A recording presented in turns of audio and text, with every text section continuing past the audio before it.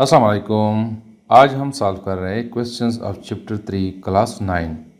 दोस्तों, पिछले लेक्चर में हमने क्वेश्चन नंबर 3.2 से लेकर 3.10 तक सॉल्व किए थे। आज के इस लेक्चर में हम क्वेश्चन नंबर 3.11 से लेकर क्वेश्चन 3.20 तक सॉल्व करेंगे। Question 3.11 says that what is the law of conservation of momentum? Law of conservation of momentum को हम यूँ डिफाइन करते हैं कि the momentum of an isolated system of two or more than two interacting bodies remains constant. जब दो या दो से ज़्यादा बॉडीज इंटरेक्ट करते हैं तो इट मेक्स ए सिस्टम। अगर ये सिस्टम आइसोलेटेड सिस्टम है मीन्स कि इस पर कोई एक्सटर्नल फोर्स नहीं है, तो इस सिचुएशन में इस सिस्टम का मोमेंटम कंजर्व रहता है। जैसे कि फॉर एग्जांपल मैं सपोज करता हूँ ये एक बलून है, इसके अंदर एयर है, बलून है और अंदर एयर है और ये बलून रेस्ट में है। तो इस सिचुएशन में जब ये रेस्ट में है तो इसका मोमेंटम ज़ीरो होता है, जिसको मैं इनिशियल मोमेंटम कहता हूँ, जिसको मैं रिप्रेजेंट करता हूँ पी से, यानी कि इनिशियल मोमेंटम पी है, it is equal to zero. जब हम इस बलून को रिलीज़ करते हैं तो होता क्या है कि इस बलून के अंदर जो एयर है इट विल मूव आउटवर्ड, जैसे कि आपको यहाँ पे नज़र आ रहा है, और ये balloon it will move in the forward direction.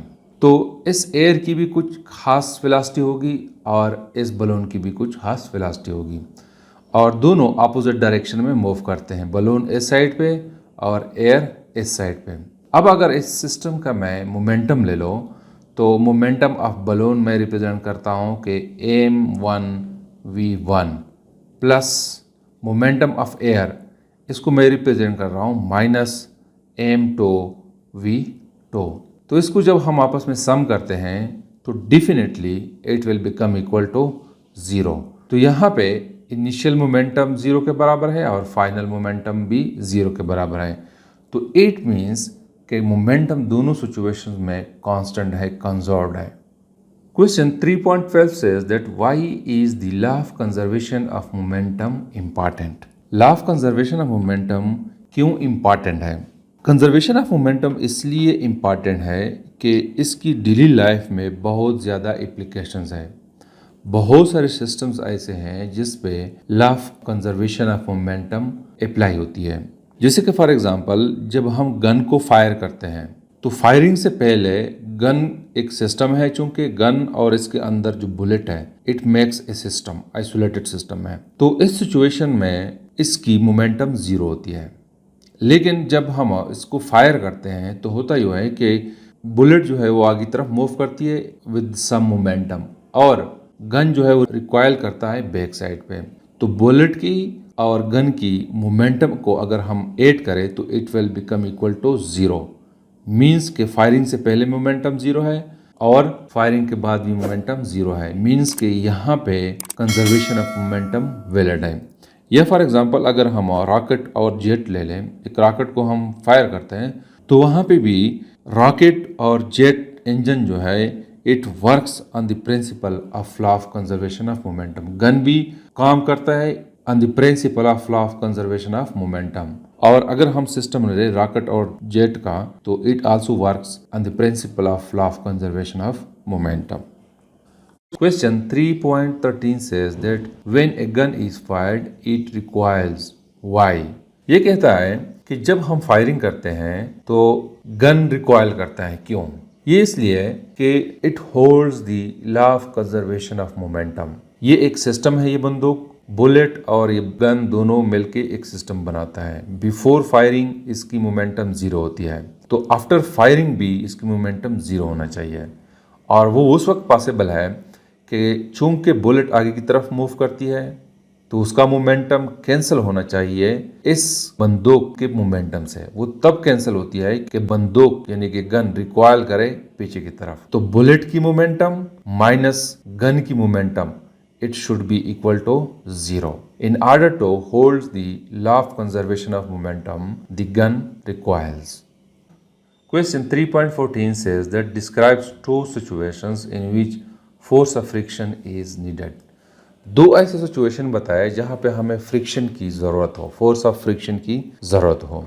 दोस्तों, एक तो हम डेली लाइफ में देखते हैं कि हम फ्रिक्शन की वजह से चल सकते हैं। अगर फ्रिक्शन ना हो तो फिर हमारे लिए चलना मुश्किल होता है। तो चलते हुए फ्रिक्शन की बहुत ज़रूरत होती है। दूसरा यह है कि जब हम नोटबुक पे या ब्लैक बोर्ड पे लिखते हैं तो उस सिचुएशन में अगर फ्रिक्शन ना हो तो हमारे लिए राइटिंग लिखना मुश्किल होता है। तो फ्रिक्शन की वजह से हम ग्राउंड पे चलने के काबिल होते हैं। आप लोगों ने नोट किया होगा कि अगर एक फ्लोर है वो गीला है, उस पर पानी है, तो जब हम उस पर चलते हैं तो हम गिर जाते हैं। वो इसलिए कि वहाँ पे फ्रिक्शन कम होती है। तब हम आसानी के साथ चल सकते हैं जब फ्रिक्शन हो।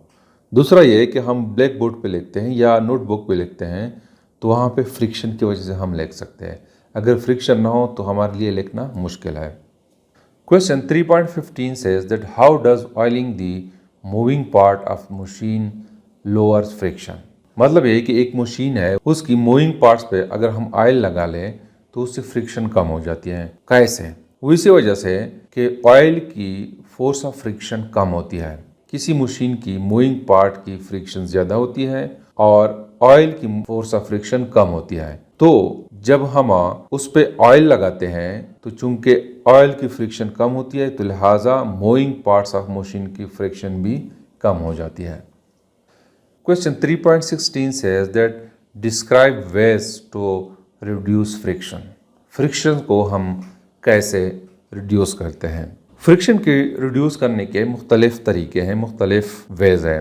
सबसे पहला है कि लुब्रिकेटिंग दी स्लाइडिंग सरफेस, यानी दो सरफेसेस है एक दूसरे के साथ अटैच्ड है और मूवेबल है, तो अगर उसको हम लुब्रिकेट करें, उस पर ऑयल लगा दे तो उसकी फ्रिक्शन कम हो जाती है। दूसरा ये कि हम बॉल बेरिंग यूज कर सकते हैं जिसकी वजह से फ्रिक्शन कम होती है, क्योंकि हमें पता है कि rolling friction is lesser than the sliding friction. Ball bearing की फ्रिक्शन रोलिंग फ्रिक्शन है और हमें पता है कि rolling friction is less than sliding friction.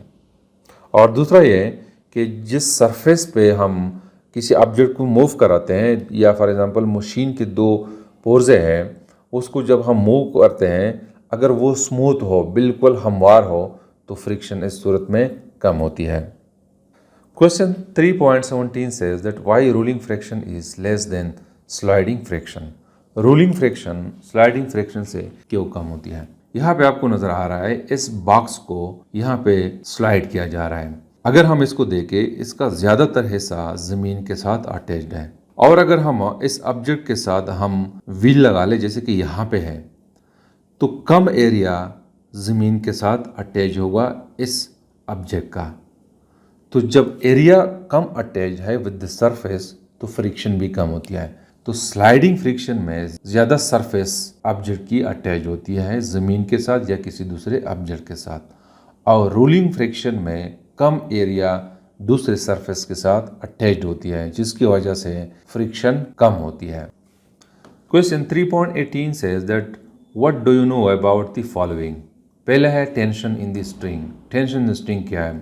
Tension in the string को हम यूँ एक्सप्लेन कर सकते हैं कि लेट सपोज एक स्ट्रिंग है, उसके साथ हमने एक ऑब्जेक्ट को अटैच किया है, तो ये ऑब्जेक्ट इस स्ट्रिंग पे फोर्स अप्लाई करेगी जो कि इसके वेट के बराबर है और उसकी डायरेक्शन डाउनवर्ड होगी। As a result of that force string में एक फोर्स प्रोड्यूस होगी जिसको हम टेंशन कहते हैं और इस टेंशन की डायरेक्शन अपवर्ड है। ये स्ट्रिंग इस ऑब्जेक्ट पे अपवर्ड फोर्स अप्लाई करेगी जिसको हम टेंशन कहते हैं। तो लिहाजा टेंशन को हम यूँ डिफाइन करते हैं कि the force exerted by a string when it is subjected to pull is called tension in the string. मतलब यह है कि जब हम इसको पुल करते हैं स्ट्रिंग को, जब इस ऑब्जेक्ट पे फोर्स अप्लाई होती है उस फोर्स को हम टेंशन कहते हैं। दूसरा है लिमिटिंग फोर्स ऑफ फ्रिक्शन। उसकी क्या डिफिनीशन है? लिमिटिंग फोर्स ऑफ फ्रिक्शन को हम ये डिफाइन करते हैं कि the maximum value of friction is known as the limiting force of friction. हर एक सरफेस की एक मैक्सिमम वैल्यू होती है फ्रिक्शन को, उस मैक्सिमम वैल्यू को हम लिमिटिंग फोर्स ऑफ फ्रिक्शन कहते हैं। तीसरा है ब्रेकिंग फोर्स। ब्रेकिंग फोर्स को हम ये डिफाइन करते हैं कि the force that slows the car when the driver operates the brake on pedal. जब ड्राइवर पेडल पे फोर्स अप्लाई करता है तो उस दौरान जो फोर्स प्रोड्यूस होती है जिसकी वजह से किसी कार, किसी गाड़ी की मोशन स्पीड कम हो जाती है, उसको हम ब्रेकिंग फोर्स कहते हैं। मतलब यह है कि ब्रेक्स के जरिए जो फोर्स प्रोड्यूस होती है उसको हम ब्रेकिंग फोर्स कहते हैं। चौथा है स्किडिंग ऑफ व्हीकल्स। दोस्तों, जब कोई कार कोई ऑब्जेक्ट मूव करती है विद वेरी हाई वेलोसिटी, तो इस सिचुएशन में उसका मोमेंटम बहुत ज़्यादा होता है। तो इस सिचुएशन में जब ड्राइवर सख्त ब्रेक लगा लेता है तो उसके जो व्हील्स है वो लॉक हो जाते हैं, और चूंकि उसका मोमेंटम ज़्यादा है, यानी कि हरकत की मिकदार बहुत ज़्यादा है गाड़ी की, तो वो स्लाइड करता है ऑन दी रोड। तो this sliding of vehicle is called skidding of vehicles. तो लिहाजा जब भी हम गाड़ी चलाते हैं और हाई स्पीड के साथ चलाते हैं तो हमें ज़ोर के साथ यानी तेज़ ब्रेक नहीं लगानी चाहिए, एक्सीडेंट का खतरा होता है। पांचवा है सीट बेल्ट्स। जब हम गाड़ी चलाते हैं तो हमें सीट बेल्ट बांधना चाहिए। वो इसलिए कि फॉर एग्जांपल अगर हमें अचानक ब्रेक लगाना पड़े या किसी दूसरी गाड़ी के साथ हमारी गाड़ी टकरा जाए तो सीट बेल्ट हमें आगे की तरफ मूव करने से बचा देती है। जैसे कि फॉर एग्जांपल यहाँ पे आपको नज़र आ रहा है, इस लड़की ने सीट बेल्ट पहना हुआ है और उन्होंने अचानक ब्रेक लगाई है, अपने सीट पे ही वो बैठी हुई है। लेकिन इस सिचुएशन में अगर हम देखें, इसने सीट बेल्ट नहीं पहना हुआ है और इस सिचुएशन में जब ब्रेक लगाती है तो ये शीशे से बाहर आ जाती है। जैसे कि आपको नज़र आ रहा है, इसका हेड जो है वो शीशे से बाहर है। तो यहाँ पे इसको चोट लग सकती है और मौत का वाकया भी हो सकता है। तो गाड़ी चलाते हुए सीट बेल्ट का पहनना बहुत ज़रूरी है। छठा है बैंकिंग ऑफ रोड्स। आप लोगों ने देखा होगा जब हम रोड पे चलते हैं तो हमें टर्न्स आते हैं। जब हम उस टर्न्स को देखते हैं तो उस टर्न्स का एक हिस्सा ऊपर होता है और एक हिस्सा नीचे होता है। इसको हम बैंकिंग ऑफ फोर्स कहते हैं। ये इसलिए रोड इस तरह बनाए जाते हैं कि हमें सेंट्रीपिटल फोर्स प्रोवाइड करें। ये जो आपको नज़र आ रहा है ये रोड है, रोड का ये वाला हिस्सा ऊपर है और ये हिस्सा नीचे है। अगर ये गाड़ी हाई स्पीड के साथ मूव करती है और रोड इस तरह ना हो तो ये रोड से बाहर निकल सकती है। तो इस सिचुएशन में ये बैंकिंग ऑफ रोड जो है it is helpful to provide the centripetal force, और जिसकी वजह से ये गाड़ी आसानी के साथ टर्न ले सकती है। वो इस तरह कि आपको नज़र आ रहा है इस सिचुएशन में इस गाड़ी की वेट डाउनवर्ड है और नॉर्मल फोर्स ये है। अगर हम इस नॉर्मल फोर्स को रिजॉल्व करें इनटू इट्स कंपोनेंट तो होता क्या है कि उसका एक कंपोनेंट ये आ जाता है और एक कंपोनेंट ये होता है। ये कंपोनेंट और ये वेट दोनों एक दूसरे के इफेक्ट को कैंसिल करते हैं और ये कंपोनेंट जो है it is responsible to provide the centripetal force. इसकी वजह से इस गाड़ी को सेंट्रीपिटल फोर्स मिलती है, तो लिहाजा टर्न करने में आसानी होती है। और अगर ये रोड बिल्कुल फ्लैट हो तो फिर इस सिचुएशन में वेट और नॉर्मल फोर्स एक दूसरे के इफेक्ट को कैंसिल करती हैं। सेंटर की तरफ कोई कंपोनेंट नहीं होता जिससे सेंट्रीपिटल फोर्स प्रोड्यूस हो जाए। चौथा है स्क्रीम सेपरेटर। स्क्रीम सेपरेटर जो है ये हाई स्पीड स्पिनर है। ये जो आपको नज़र आ रहा है ये रोटेट करता है। इसके अंदर हम मिल्क रखते हैं।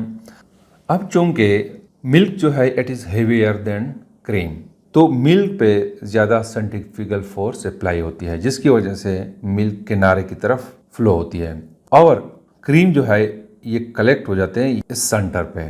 तो इसी वजह से क्रीम और मिल्क ये एक दूसरे से सेपरेट हो जाते हैं। Question number 3.19 says that what would happen if all friction suddenly disappear? अगर फ्रिक्शन फोर्स ख़त्म हो जाए तो क्या हो जाएगा? सबसे पहले तो यह है कि हमारे लिए चलना बहुत मुश्किल हो जाएगा, हम चल नहीं पाएंगे। फ्रिक्शन की वजह से ही हम चल सकते हैं।